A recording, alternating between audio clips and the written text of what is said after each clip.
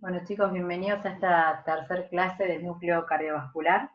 La idea de esta clase fundamentalmente es conocer algunos de los principios y leyes que gobiernan la circulación de un fluido como es la sangre, que es un fluido viscoso, no newtoniano, como vamos a ver luego, a través de un sistema de tubos que no son tubos rígidos elásticos, sino que son tubos biológicos como son las arterias.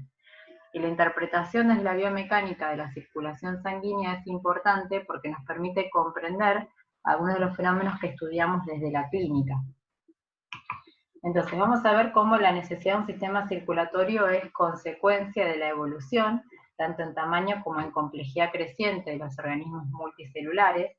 Vemos cómo en el caso de los organismos unicelulares pueden satisfacer sus necesidades a través de sistemas muy simples como sistemas de difusión, mientras que en el caso de organismos más complejos necesitan de un sistema circulatorio para distribuir los gases, para distribuir moléculas de nutrición, para el crecimiento. Y en el caso particular de los mamíferos vemos como este sistema es aún más complejo y requiere de una circulación con dos bombas o dos circuitos que son en paralelo.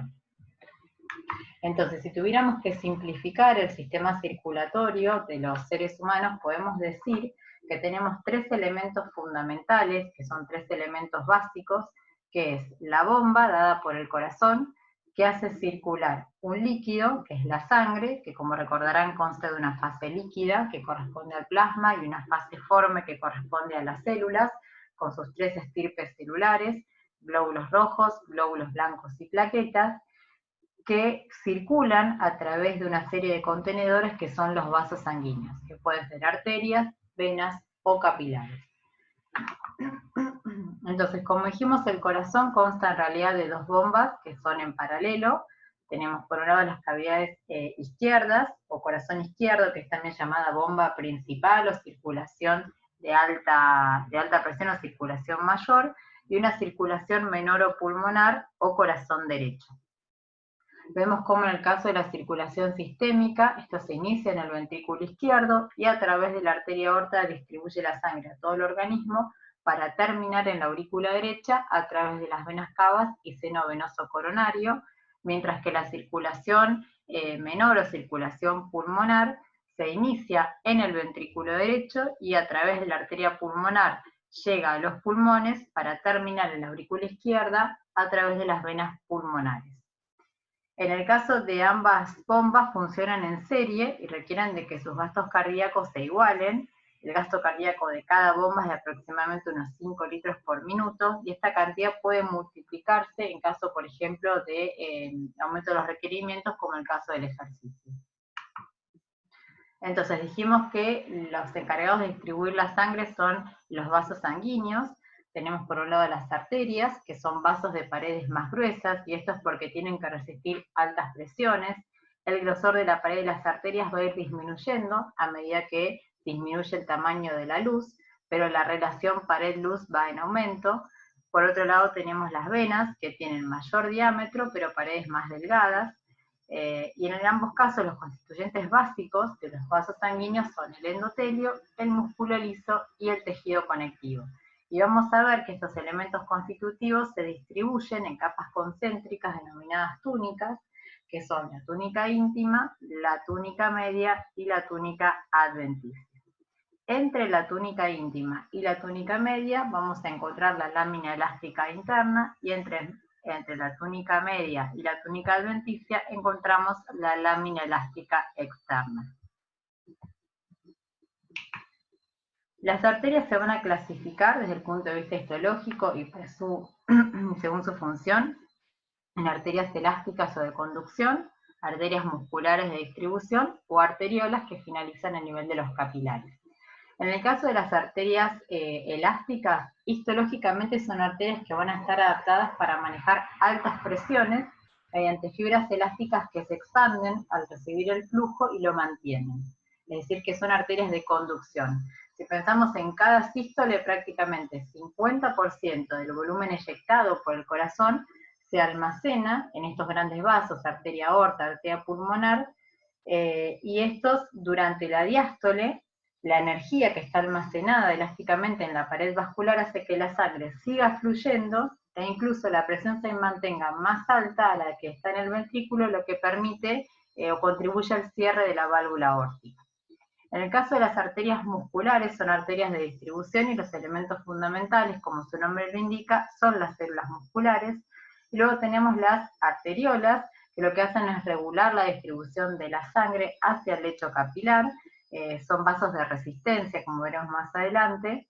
Y por último, los capilares, ¿sí?, que son vasos que tienen un diámetro de 5 a 10 micrómetros para permitir el paso de los glóbulos rojos.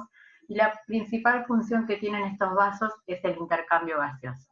Vamos a ver que según su histología se van a clasificar en capilares continuos, en capilares fenestrados o en sinusoidales, como lo veremos más adelante.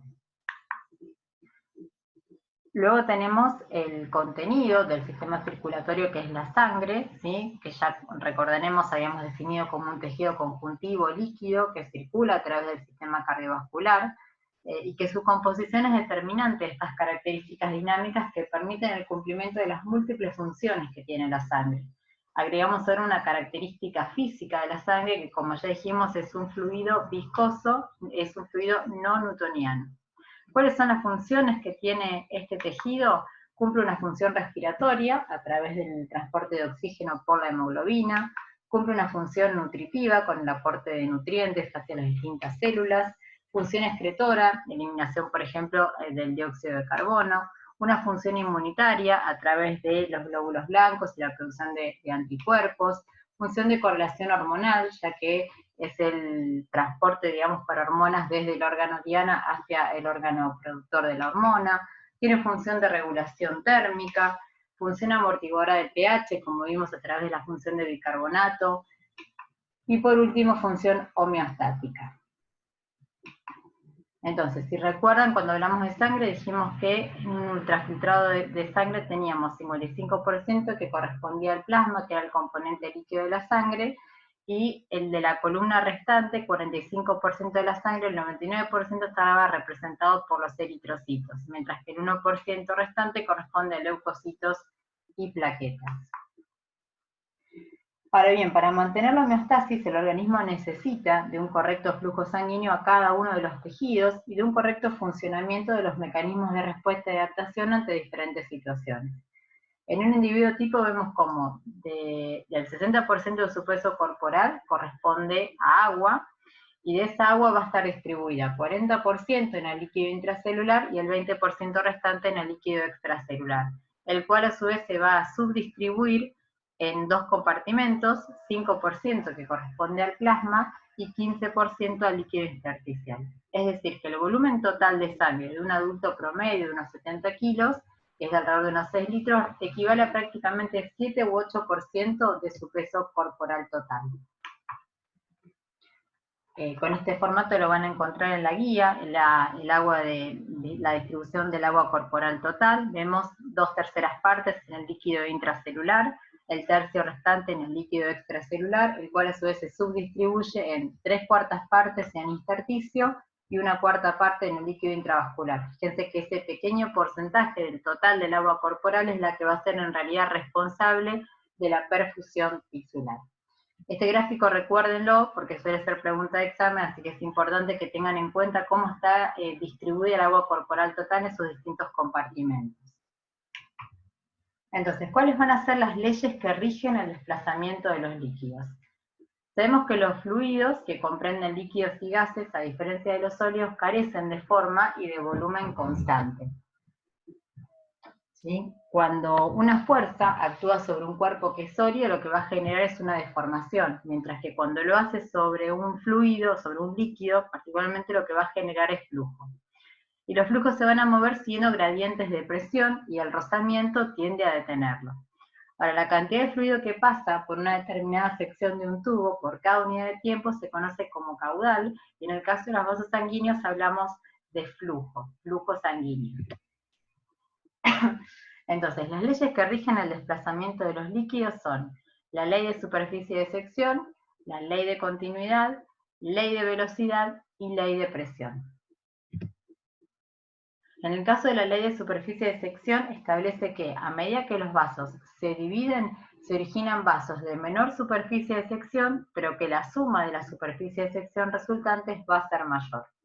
En el caso de la aorta, que sería el vaso de mayor tamaño, vemos que tiene una superficie de sección de unos 5 centímetros cuadrados, y a nivel de las arteriolas, el diámetro de sección individual es de unos 30, no me anda el cursor, acá, es de unos 30 micrómetros, pero fíjense que la suma de todas ellas es de unos 400 centímetros cuadrados, por acá, y a nivel de los capilares esta superficie de sección llega a 4.500 centímetros cuadrados. Fíjense, este esquema lo que intenta reflejar es cómo, pese a que las arteriolas al subdividirse dan origen a vasos que son menores, la suma de todas las superficies de sección aumenta, ¿sí? Esta mayor superficie de sección total se va a observar a nivel de los capilares, donde vamos a ver luego la velocidad va a ser menor. Entonces, la ley de continuidad lo que establece que el caudal, medido en mililitros por minuto, que fluye por el árbol circulatorio debe ser igual en cualquier punto de circuito, ¿sí? Es decir, que el caudal va a ser igual en el punto A, en el punto B, en el punto C o en el punto D, si no, parte del circuito se vaciaría o se dilataría. Y en cuanto a la velocidad con la cual fluye la sangre, va a disminuir al ensancharse el lecho. Es decir, que el caudal va a ser velocidad por superficie de sección.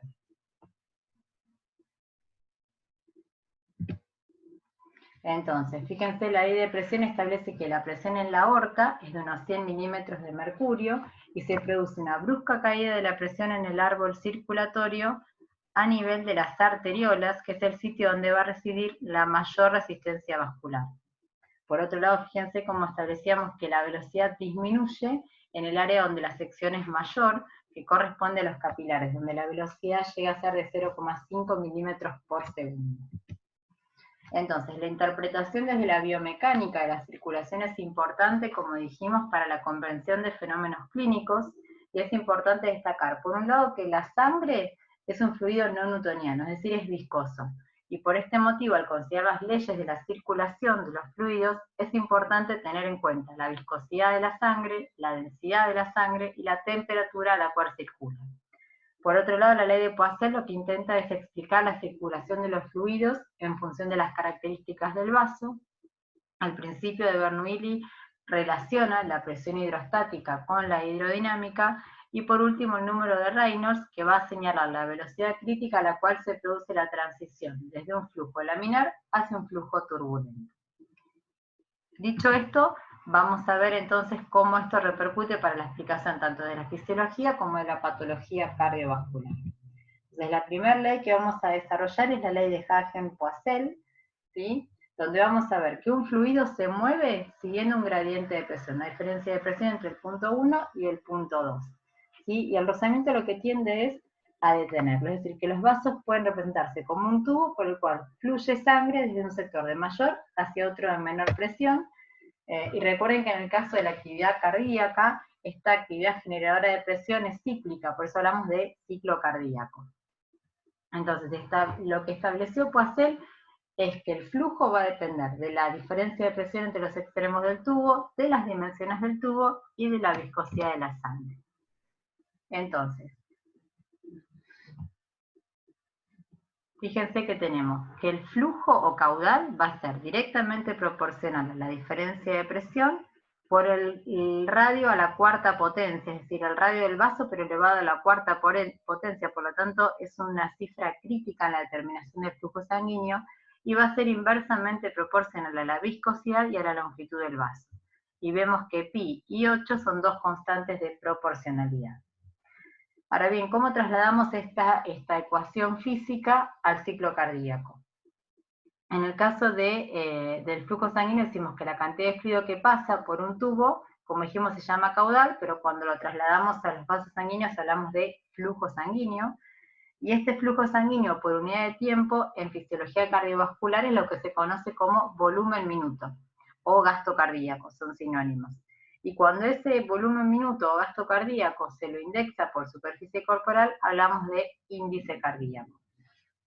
Entonces, fundamentalmente lo que pretendió establecer Poiseuille es la circulación de la sangre en función de las características del vaso.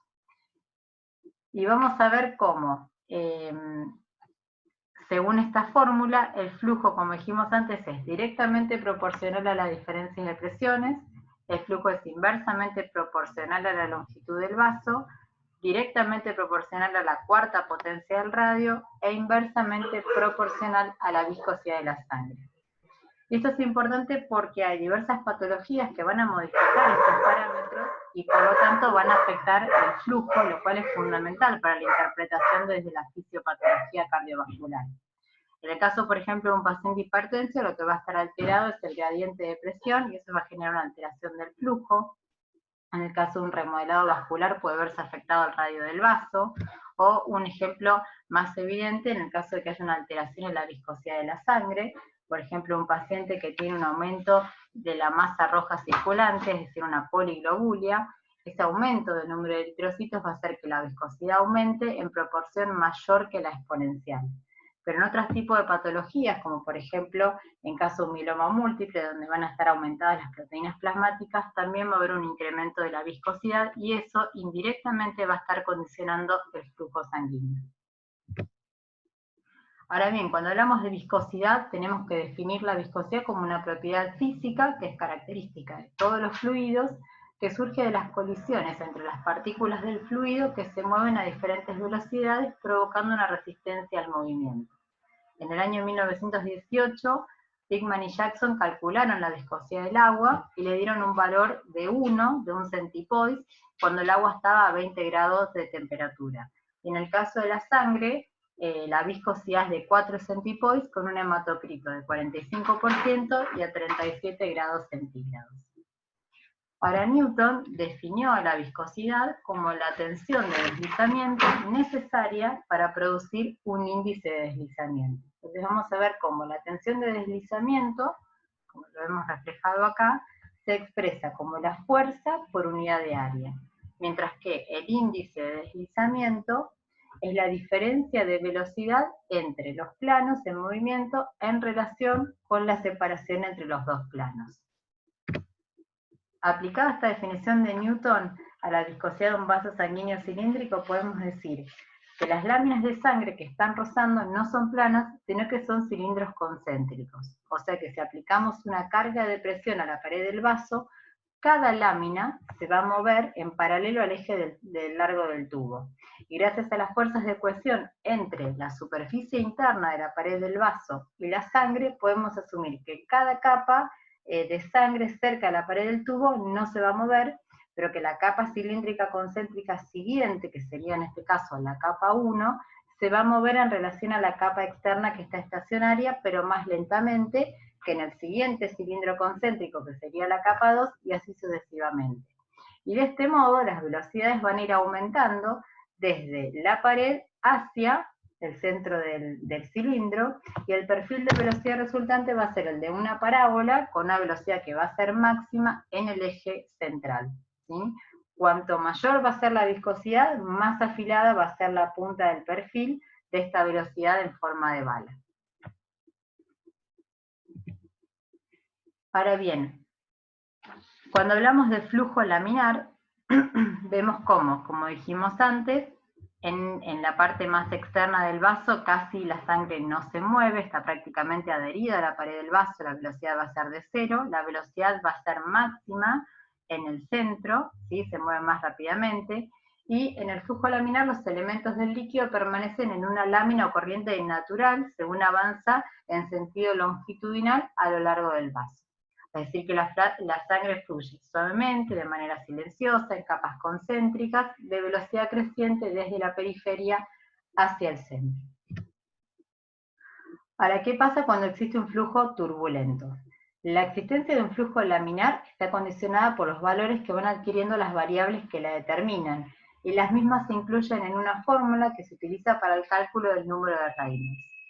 Este número de Reynolds lo que hace es relacionar la densidad, la viscosidad, la velocidad y las dimensiones típicas de un flujo, y se expresa de manera adimensional. Es decir, el número de Reynolds es la velocidad del fluido por el diámetro vascular por la densidad del fluido sobre la viscosidad del fluido. Cuando el número de Reynolds es menor a 2000, vamos a tener un flujo laminar. Y cuando el número de Reynolds es mayor a 3000, hablamos de un flujo de tipo turbulento.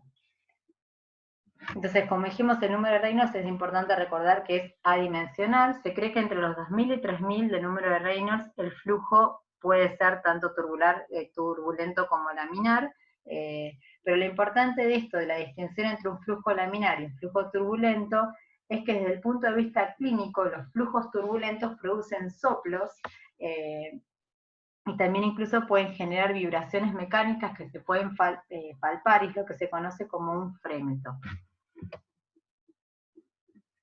Ahora bien, la manera más sencilla de expresar la resistencia vascular es reordenar la ley de Ohm de la hidrodinámica.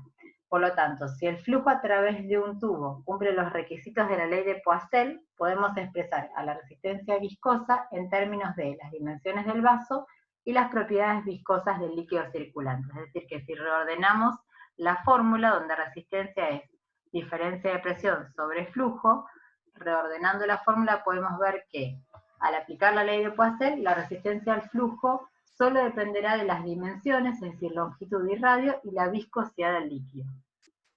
Y en este caso, el principal determinante de la resistencia al flujo de sangre en cualquiera de los vasos del aparato circulatorio va a ser el calibre, ¿sí? Este abordaje puede aplicarse a circuitos completos como la totalidad de la circulación periférica, y vemos que la localización anatómica de la resistencia se sitúa principalmente a nivel de las arteriolas, las cuales se encuentran como último tramo del camino de la sangre hacia los capilares. O sea que la resistencia va a ser más elevada en los capilares individuales y se reduce a medida que aumenta el diámetro del vaso. En el caso de los vasos sanguíneos y las resistencias pueden encontrarse alineadas en serie o alineadas en paralelo. En el caso de la resistencia global o la resistencia total a través del lecho circulatorio, vemos que pueden estar, dijimos, en serie o en paralelo, y van a seguir las leyes que rigen la resistencia eléctrica de los circuitos de corriente continua. ¿Qué significa esto? Que en el caso de las resistencias en serie, la resistencia total va a ser igual a la suma de cada una de las resistencias, como podemos ver acá. La resistencia total va a ser igual a la suma de R1 más R2 más R3, mientras que en el caso de las resistencias en paralelo, la resistencia total en circuito se debe sumar la inversa de cada uno de sus componentes, es decir, 1 sobre la resistencia 1 más 1 sobre la resistencia 2 más 1 sobre la resistencia 3. Es decir, que la resistencia total es menos que cada una de las resistencias individuales. Para cualquier disposición en paralelo, la resistencia total debe ser menor que la de cualquiera de los tubos paralelos individuales, y la resistencia total se reduce al aumentar el número de tubos. Y fíjense por qué incorporamos el concepto de resistencia, porque vamos a ver cómo reordenando las fórmulas vamos a aproximarnos a algunas de las fórmulas que vamos a manejar en las clases siguientes al hablar de gasto cardíaco y presión arterial. Dijimos que la resistencia era igual a la diferencia de impresiones sobre flujo. Reordenando la fórmula, el flujo, habíamos dicho que era sinónimo de volumen minuto o gasto cardíaco, y que el gasto cardíaco va a ser entonces igual a la diferencia de presión entre el lecho arterial y el lecho venoso sobre la resistencia. En el caso de la presión venosa, la presión a nivel venoso va a ser prácticamente de cero. Por lo tanto, el gasto cardíaco va a ser presión arterial sobre resistencia, y si reordenamos la fórmula obtenemos que la presión arterial va a ser igual a gasto cardíaco, o volumen minuto, que son sinónimos, por resistencia periférica, ¿sí? Y estas son las fórmulas que vamos a manejar en las clases cuando desarrollemos específicamente el tema de cardiovascular. Ahora bien, cuando hablamos de presión hidrostática, decimos que la presión hidrostática es la presión que ejerce un fluido en reposo a una determinada profundidad, y que se trata de la presión que experimenta un elemento por el solo hecho de estar sumergido en un líquido. Es decir, que la presión hidrostática es igual a la altura de la columna del líquido por la densidad del fluido por la gravedad.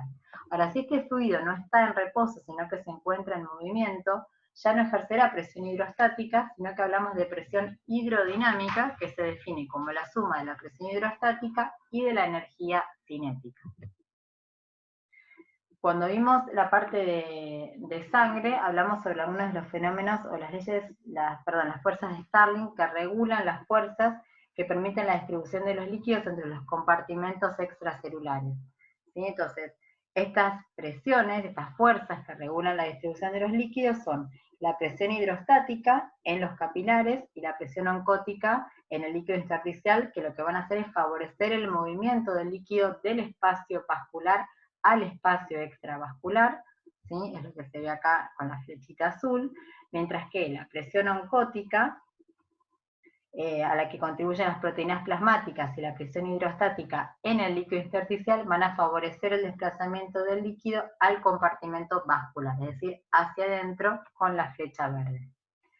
En consecuencia va a haber un desplazamiento de agua y de solutos difusibles desde el espacio vascular al extremo de las arteriolas de los capilares, y el líquido va a regresar del espacio intersticial hacia el sistema vascular en el extremo venoso de los capilares, y esto lo que permite es justamente el desplazamiento de los líquidos que se suelen equilibrar, de manera que hay un estado de equilibrio y los tamaños de los compartimentos intravascular e intersticial permanecen inalterables. Ahora, ¿qué sucede en el caso de que haya un edema o alguna alteración de estas fuerzas? Aparece la extravasación de sangre, en el caso del edema hacia el intersticio, que no es otra cosa el edema que la manifestación o la manifestación clínicamente aparente del volumen que hay en el intersticio. ¿Y en qué situaciones clínicas va a haber edema? En el caso de compromiso del aparato cardiovascular, cuando hay un incremento, por ejemplo, de la presión capilar, como puede producirse en la insuficiencia cardíaca, o bien en otro tipo de patologías, como por ejemplo disminución de la presión oncótica del plasma por reducción de las proteínas, por una hipoalbuminemia, o cuando hay pérdida proteica, por ejemplo en el caso de un síndrome nefrótico. Entonces fíjense cómo la presión hidrostática se aplica desde el punto de vista clínico para evaluar si hay una extravasación que es patológica hacia el intersticio. El concepto de presión hidrostática y altura también es importante desde el punto de vista práctico, ya que si lo piensan, siempre ven que en las clínicas los sueros están colocados en altura, y es justamente para incrementar la presión hidrostática, ya que uno de los determinantes de la presión hidrostática es la altura. Y ya para ir terminando, vamos a hablar del principio de Bernoulli. Esta ecuación lo que establece es que en un conducto de un área de sección determinada por el cual existe un flujo estable, se puede establecer una constante considerando la presión, la energía potencial y la energía cinética. Entonces, en el caso de este principio fundamental para interpretar el comportamiento del flujo y la presión de vasos de diferentes secciones, e incluso en casos de lesiones vasculares que puedan comprometer la luz generando estenosis. Entonces, vamos a ver que cuanto menor es la velocidad, mayor es la presión hidrostática. Y esto se relaciona con que la velocidad aumenta cuando la sección del vaso disminuye, como habíamos mencionado anteriormente. Sin embargo, la presión hidrostática, en el segmento que es posterior a la estrechez, como vemos acá, es menor, y debido a que en el área estrechada hubo pérdida de energía o hubo disipación. Es decir, la columna hidrostática acá es menor que la que se genera post-obstrucción, y esto es como consecuencia de la disipación de energía que se produjo en el sitio de la estrechez. Otro punto importante es la forma en la que se mide la presión. Si esta determinación se realiza en forma lateral, o sea, perpendicular al flujo, solo se va a registrar la presión hidrostática, que es lo que ocurre acá. Si la registro en forma perpendicular, solo voy a estar determinando la presión hidrostática. Mientras que si el sistema de registro enfrenta la cabeza de onda, es decir, el flujo central, va a medir la suma de la presión hidrostática y la presión cinética, que es lo que ocurre acá, ¿sí? Por lo tanto, esta presión es mayor que la que se observa en la columna. Y esto es justamente lo que sucede en el ventrículo, que enfrenta la impedancia aórtica, la viscosidad sanguínea con una masa definida y la resistencia periférica. Y estos factores, vamos a ver más adelante, se denominan en conjunto poscarga del ventrículo, y a través del efecto ANREP, que es un mecanismo de regulación homeométrica, van a regular en parte la función ventricular y el grado de acoplamiento ventrículo-arterial. Entonces, volviendo a esta fórmula de cómo se distribuyen cada uno de estos principios físicos y se adaptan a la hemodinámica de los fluidos a nivel cardiovascular, podemos decir que la presión arterial va a ser igual al gasto cardíaco por resistencia periférica, y que el gasto cardíaco se define como volumen sistólico por frecuencia cardíaca. Estas son las fórmulas que vamos a ir desarrollando en las próximas clases para hacer el abordaje del aparato cardiovascular. Fíjense esto de manera integrada, dijimos entonces que la presión arterial es volumen minuto por resistencia periférica, y que la resistencia periférica va a estar regulada por la ley de Poiseuille, donde uno de los principales determinantes va a ser el grado el radio del vaso elevado a la cuarta potencia, y cada uno de los determinantes del volumen minuto va a estar dado por conceptos que vamos a desarrollar próximamente, que son precarga, poscarga y contractilidad. Decidimos hacer esta clase solamente de hemodinamia porque es bastante complejo, son muchas cuestiones físicas que tienen que ir leyendo para ir internalizando, pero después cuando lo vayamos aplicando a los conceptos fisiológicos van a ver que es mucho más sencillo. La próxima clase entonces vamos a empezar a hablar de ciclo cardíaco. Les recomiendo que vayan repasando estos conceptos, así los tienen más afianzados para la próxima clase.